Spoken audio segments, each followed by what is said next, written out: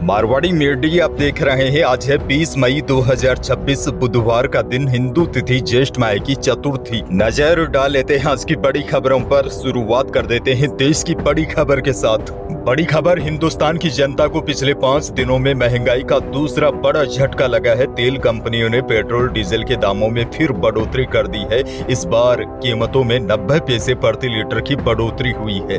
कल 19 मई को देश में पेट्रोल और डीजल औसतन 90 पैसे प्रति लीटर और महंगा हो गया है। इससे पहले आपको याद होगा 15 मई शुक्रवार को ही पेट्रोल डीजल की कीमतों में 3-3 रुपए प्रति लीटर की बढ़ोतरी की गई थी, यानी 5 दिन के भीतर यह दूसरी बढ़ोतरी है।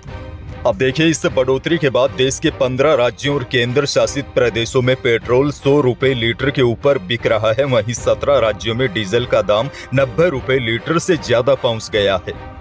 आगे बढ़ेंगे। देश की एक और बड़ी खबर, सुप्रीम कोर्ट ने आवारा कुत्तों पर बड़ी टिप्पणी की है। कोर्ट ने कहा है कि खतरनाक और रेबीज से संक्रमित आवारा कुत्तों को इंजेक्शन लगाकर मारा जा सकता है। सुप्रीम कोर्ट ने कहा, लोगों की जान की हिफाजत जरूरी हो और गरिमा के साथ जीने से कुत्तों के खतरे से मुक्त होकर रहने का अधिकार भी शामिल है। मंगलवार को दिए गए इस मामले में आखिरी फैसले के साथ कोर्ट ने सार्वजनिक जगहों से आवारा कुत्तों के हटाने के आदेश के खिलाफ दाखिल सभी याचिकाएं भी खारिज कर दी है। सुप्रीम कोर्ट ने कहा, आवारा कुत्तों के पुनर्वास और नसबंदी पर नवंबर 2025 में दिए गए निर्देश ही लागू रहेंगे।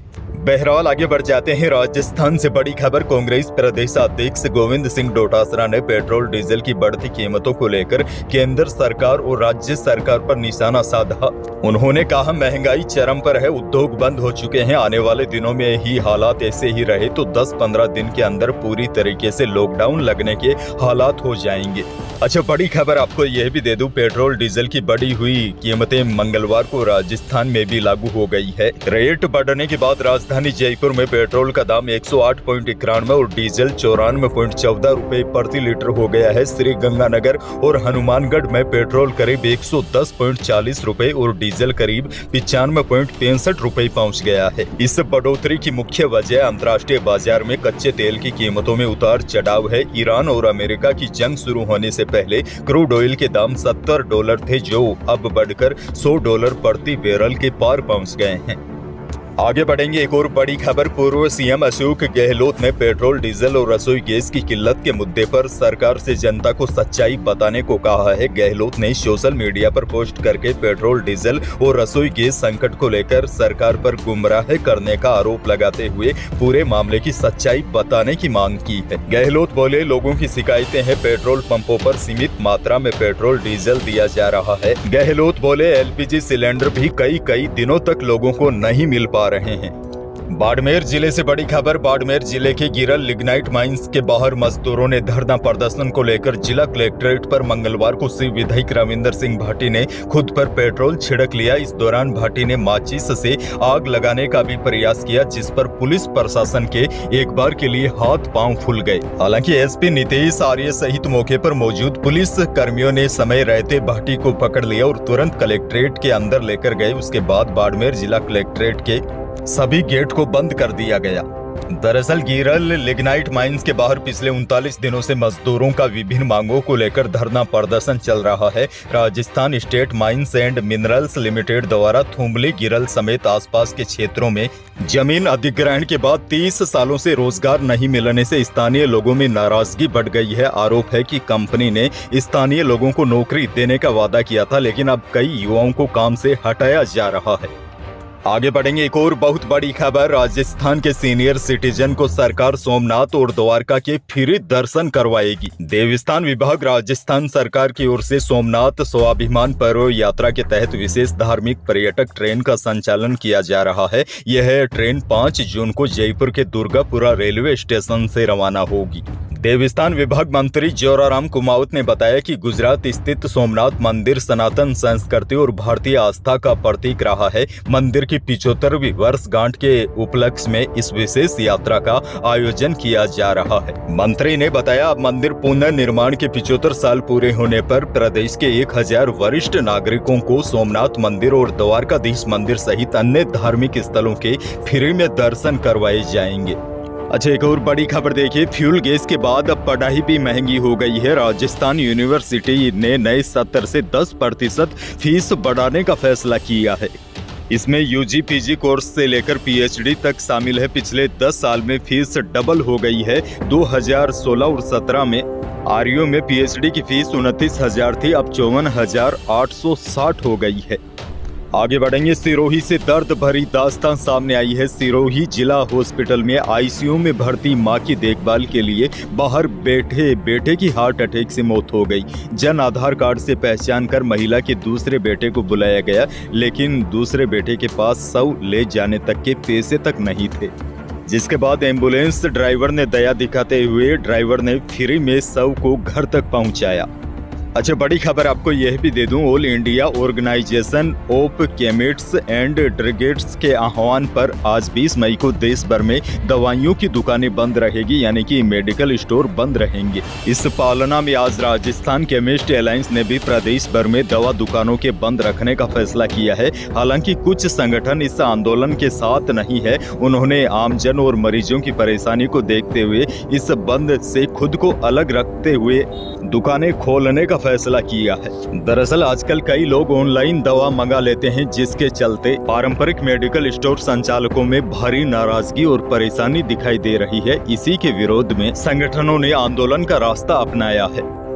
आगे बढ़ेंगे। किसानों के लिए बड़ी खबर। सहकारिता को बढ़ावा देने के लिए सहकारी बैंक ने तिजोरी खोलने की कवायद शुरू कर दी है। कवायद के तहत राजस्थान के करीब 27 लाख से ज्यादा किसानों को ब्याज मुक्त लोन बांटा जाएगा।